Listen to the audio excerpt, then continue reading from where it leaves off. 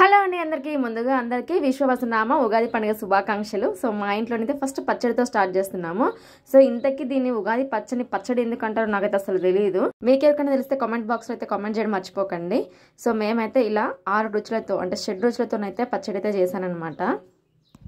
ఏది ఏమైనా మన తెలుగు పండుగలలో ప్రతిదానికి ఏదో ఒక విశేషం అయితే ఉంటుంది. ఇంతకీ ఉగాది పండుగ ఎందుకు జరుపుకుంటారో తెలుసా? అప్పుడప్పుడే చెట్లకైతే లేతైతే చిగురులో వస్తాయి. సో దాంతో చేసుకోవడం వల్ల మా ఇంట్లో ఉన్న వ్యాధి నిరోధక శక్తి అయితే పెరుగుతుందన్నమాట. దానికోసం అయితే ఈ ఉగాది పచ్చడిని అయితే చేసుకుంటారు.